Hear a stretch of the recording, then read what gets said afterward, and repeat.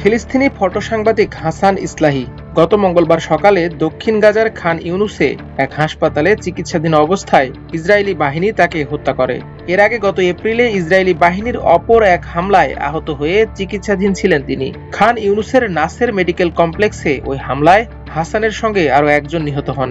হাসান ইসলাহিকে দীর্ঘদিন ধরেই স্বাধীনতাকামী হামাসের সশস্ত্র যোদ্ধা হিসেবে অভিযুক্ত করে আসছে ইসরায়েলি বাহিনী, তবে এর জন্য যথার্থ কোনো প্রমাণ দিতে পারেনি তারা। হাসানের বিরুদ্ধে হামাস সংশ্লিষ্টতার অভিযোগের জেরে অনলাইনে নিয়মিত হুমকি পেয়ে আসছিলেন তিনি। ইসরায়েলি নেটিজেনরা বিভিন্ন সময় তাকে হত্যার প্রচার চালিয়ে আসছিল।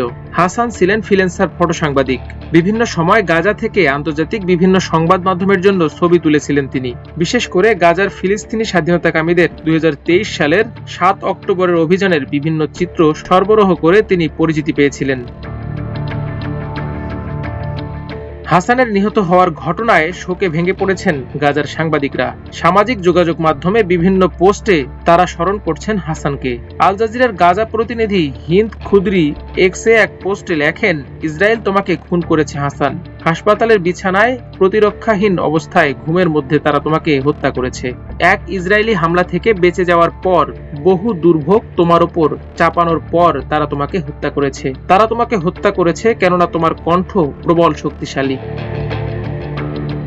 গাজার ফ্রিল্যান্সার সাংবাদিক আবু বকর আবেদ লেখেন, এই হত্যাকাণ্ডের মাধ্যমে ইসরায়েল গাজার 215 সাংবাদিককে হত্যা করেছে। আমি শোকাহত, বিশ্বাস করতে পারছি না আমাকে এটি লিখতে হচ্ছে। হাসান ছিল দয়া, বিনয় ও ভালোবাসার প্রতীক। তার কাছে যেই অনুরোধ করত তাকেই সে সাহায্য করত। তিনি লেখেন, হাসানকে হত্যা করা হয়েছে। হাসান ছিল আমাদের হৃদয়, চোখ ও উদ্দেশ্য। আমি বিশ্বাস করতে পারছি না, আমি গভীরভাবে শোকাহত। তোমাকে ভুলব না হাসান। গাজার বিখ্যাত ফটো সাংবাদিক মুতাজ আজাইজা লেখেন, ইসরায়েলি দখলদাররা আমার বন্ধু ও সহকর্মী হাসান ইসলাহিকে হত্যা করেছে। কে না চিনত হাসানকে? সে ছিল সবচেয়ে দয়ালু মানুষ, যাকে সবাই ভালোবাসত ও বিশ্বাস করত। শান্তিতে বিশ্রাম নাও আমার বন্ধু।